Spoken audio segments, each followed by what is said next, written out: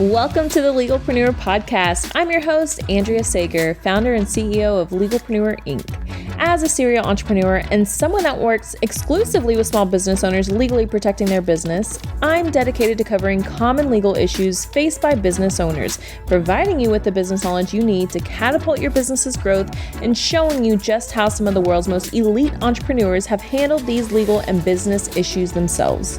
In true attorney fashion, the information in this episode is not legal advice. This is for informational purposes only, and you should always consult with your attorney before implementing any of the information in the show. In case you missed it, Legalpreneur Live is now Dream Bigger. We're talking all things business and personal growth. Tickets are actually not for sale right now. We had to put everything on a wait list because things were getting a little crazy.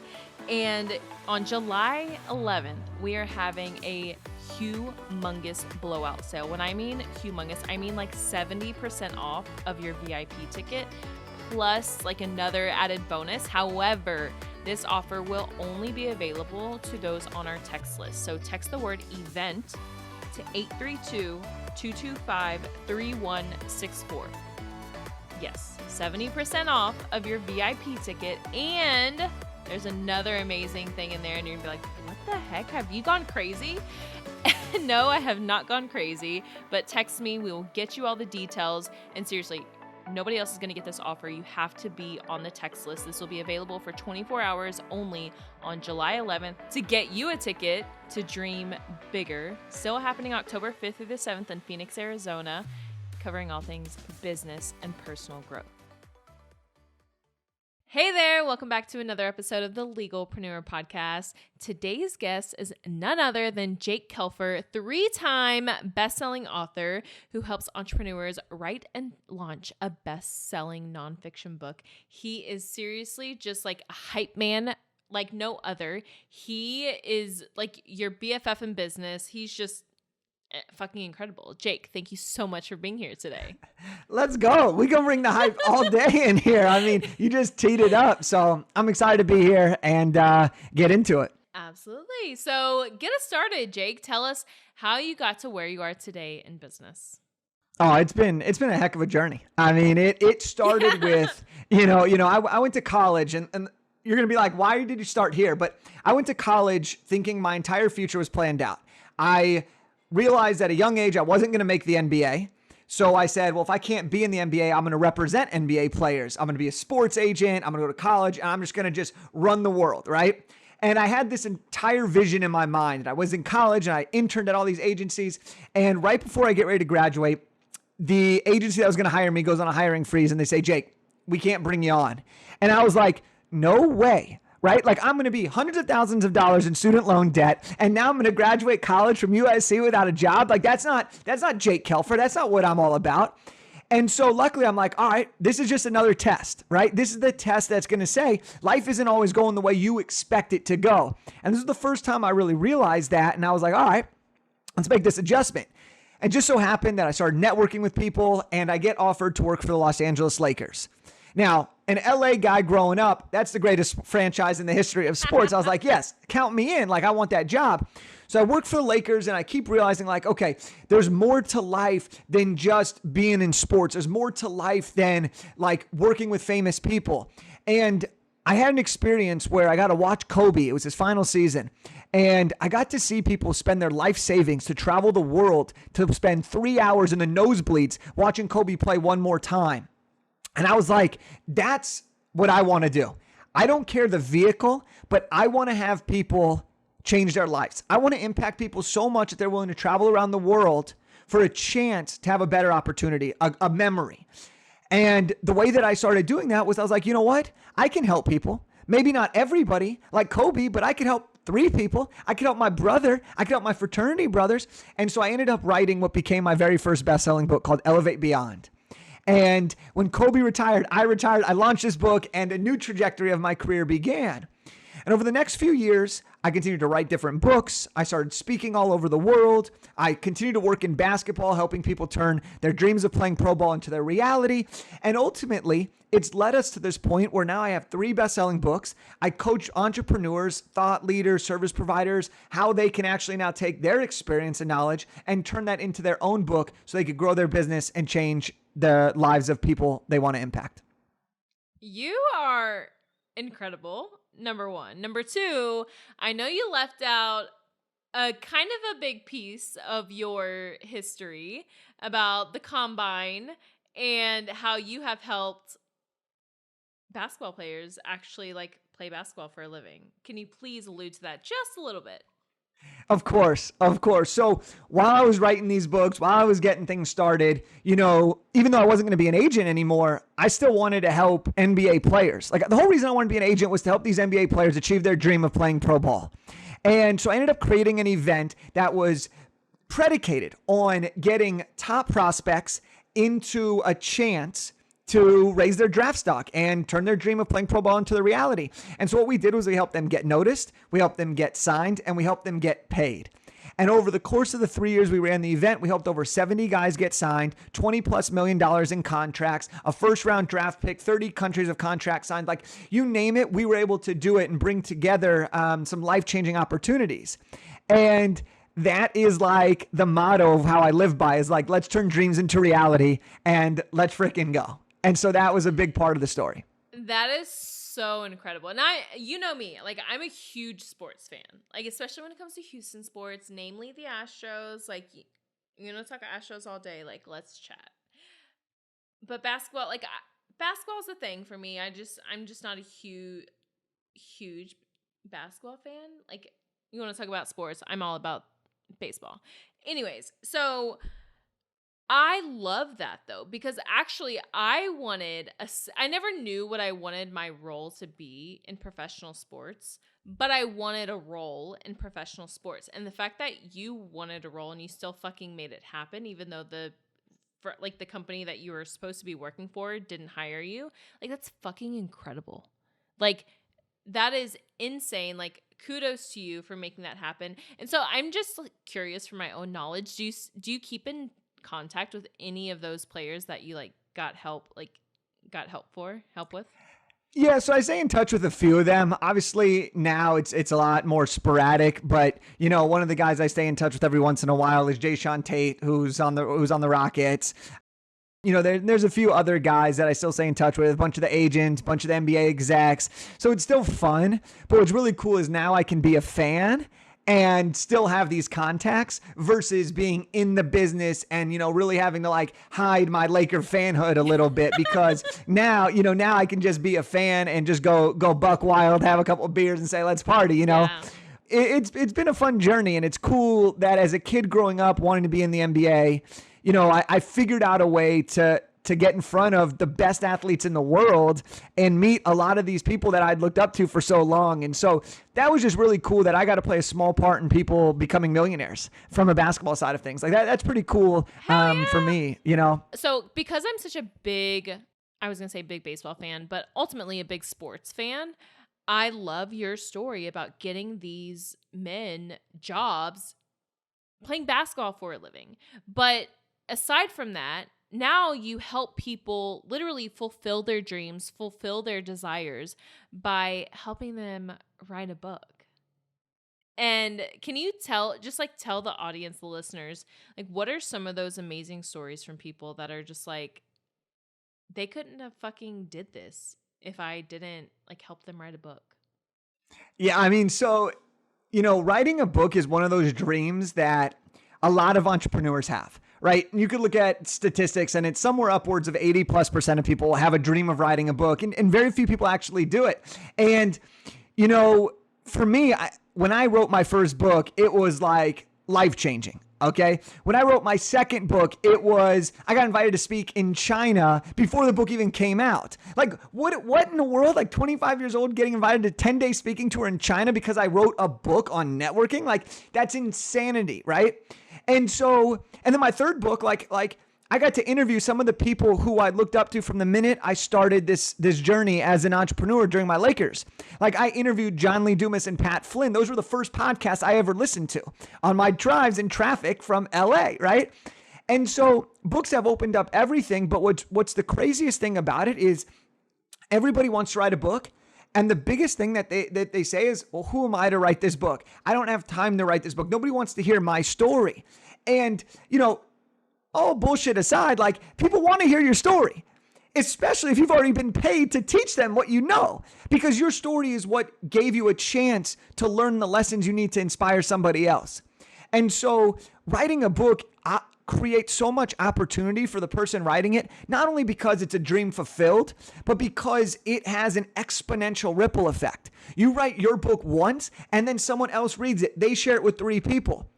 And it just starts this feeling of, oh my gosh, like I'm playing my part that I was supposed to play.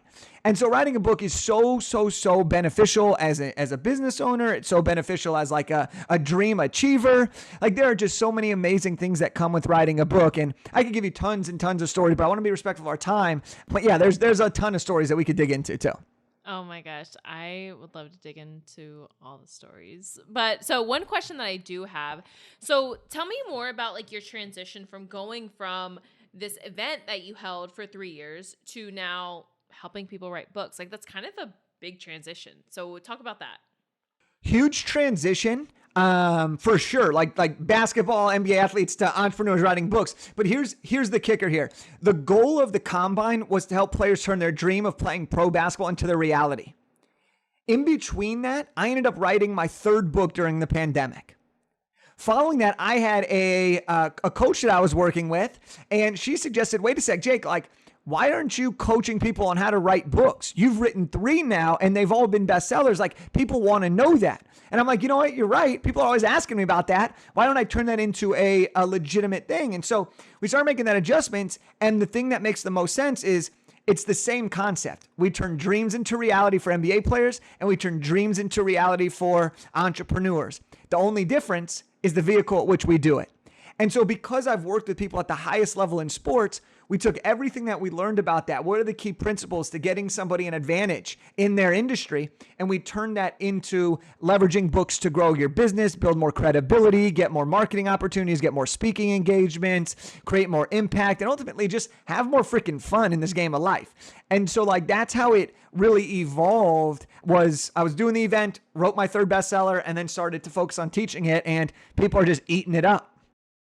That's incredible. Like, that's insane. Like, that, I mean, to think about that, I mean, that really is a huge transition. And you've been successful in the combine and then transitioning to helping people write books. Now, what would you say, like, when you finally, like, started helping people write these books, do you have a moment that was like, oh, shit, like, I've made it. Like, this is great.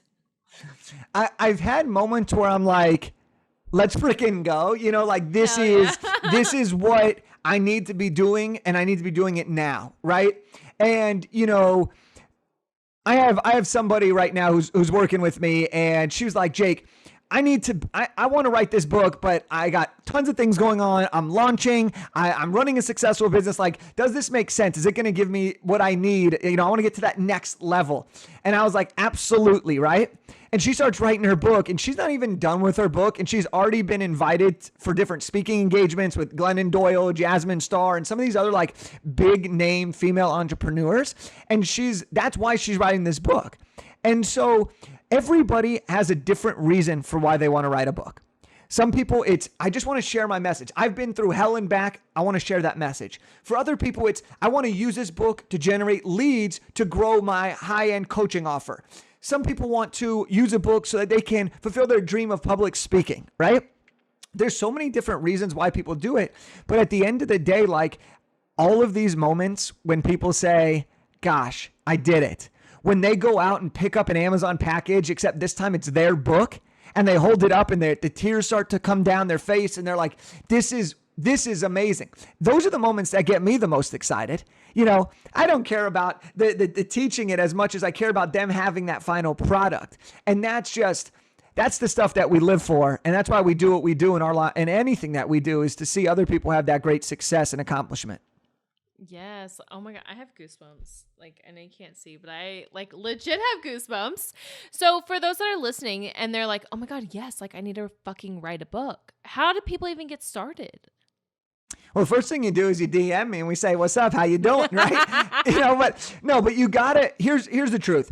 If you aren't committed to writing the book, you're not going to finish your book.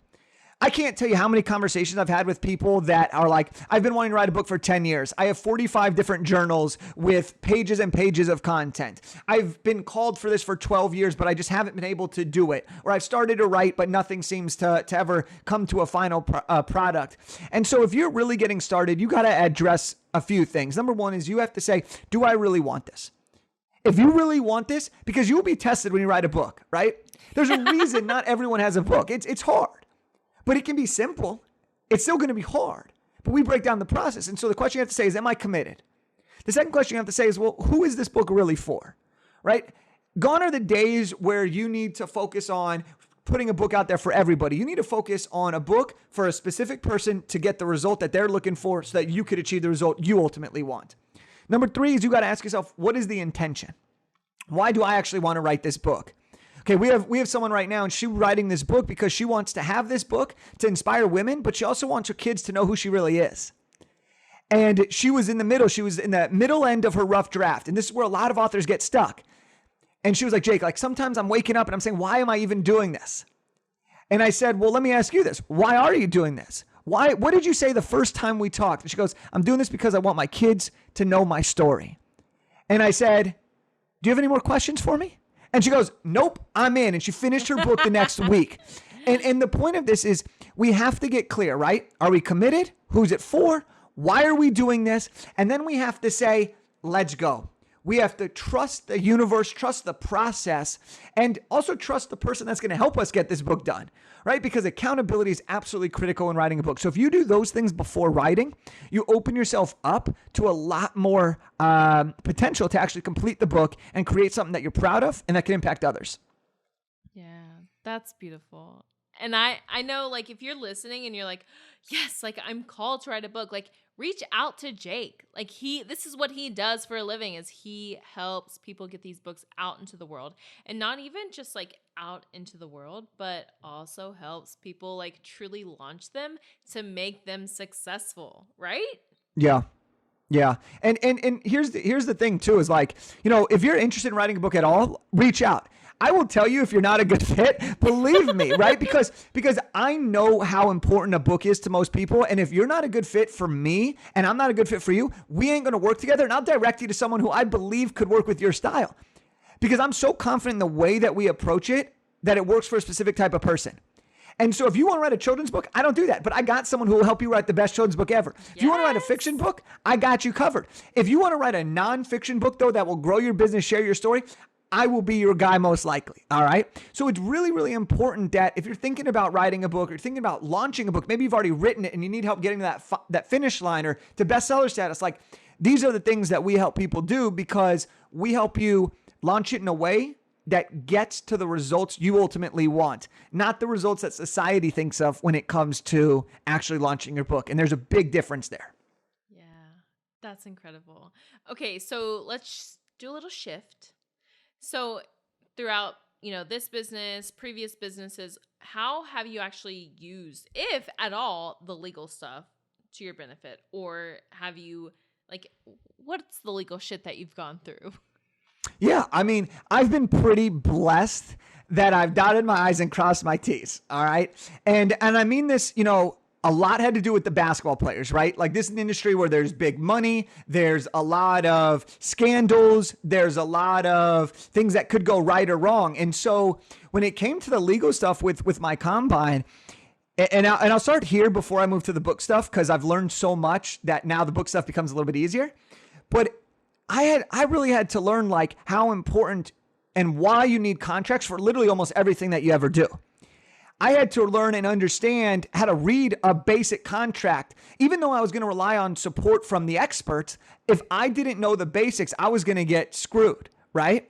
And so, we were working with athletes that if we did something wrong on our end, they could lose their eligibility and then not even have a chance to go back to college or to get signed in the pros. And we were taking a huge chance by creating something that no one has ever done before. And so we had to work with attorneys, compliance officers, the colleges, the agents, the families, every party that you could imagine we had to do. And the biggest reason for our success was because I realized I don't know shit about this stuff. And I need someone to tell me what it is, right? And I think that's where people get into trouble is they're like, oh, I know how to read a contract. No, you don't. I know how to write my own contract. No, you don't, right? And so it's really important that you rely on people that are in this space that are really, really good, that have contracts for everything you need, aka legalpreneur, right? Like you have things, right, that are set in stone, that have been approved, that you can really leverage. And because I was able to have the right people in my corner, I was able to avoid huge legal issues and I was able to keep myself protected so I could focus on things that I really do well in terms of growing the business and giving people these opportunities to turn dreams into reality. Oh my gosh. That's crazy. So I don't know if I could ask. I'll ask it. And if you want to cut it out, we can just tell the editors to cut it out. But I'm curious, were there any big legal mishaps with basketball players? I love that you asked a juicy question. I love that. We're not adding this out whatsoever. But also my answer is pretty bland for that. I know you want some juicy stuff. We didn't have any huge issues. And part of that reason was because I made it very clear from the beginning of the combine that I was not going to be asking people for percentages. I was not going to be asking people for a piece of the pie. My goal was the mission, which was to turn their dream into their reality. And my event was the vehicle that gave them the opportunity. Their agents had to deal with the negotiations and the teams. And I have plenty of stories where agents get screwed, whether it's a single agent getting screwed by the big time agency who just poaches the player. I've seen people lose clients right before a big second contract where it's literally millions and millions of dollars. But the way the rules are, you can get away with certain things. So there have been plenty of stories that I've been around and a part of and have seen. And I've seen it on the positive side and I've seen it on the negative side. And, I knew going into that I needed to really just be very, very clear with what I was doing and how I was going to do it. So there are crazy stories, but fortunately for me, I didn't have to go through any big legal battles or anything like that. That's awesome. That's great. That's great. Yeah. So I'm really curious, just for my nosy perspective, do people ever ask you hey, when are you going to put this combine back on? When are you going to do this again? Oh yeah. I mean, obviously 2020, we were set to have the biggest year yet. We had all the momentum in the world. Pandemic happens. We can't do it.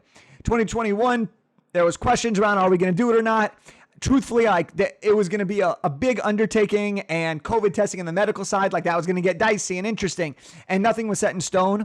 So we didn't do it. And then this year, everyone's like, are you going to do it? Are you going to do it? Are you going to do it? And, I had to make a huge decision. And I made this decision towards the end of last year, which was good that I did it then and not waiting until now, because I would have gotten all excited. But I had to really, really evaluate, what am I trying to do? Where do I want to go? And as much fun as that event is, I love it so much. It was so fun. But I know that for the dreams that I have and for the business that I'm building currently, which is big idea to bestseller and really, really helping people write their books, I was like, I cannot divide the attention and slow this momentum down. So I told people, no, we're not doing it now, but I'm not saying it's done forever. So I'm like the end of a movie that, is there a sequel or not, right? And there may be, we may do it, but if I do it again, we'll make some adjustments. But for now, it's not being done through my lens. You should have sold the branding to it. Everything that you could imagine was considered and thought of. But the way I decided to it was, we're going to leave it as is for now. And if it's meant to be in whatever way, that'll just be. Yeah, absolutely. But don't get me wrong. I thought about that.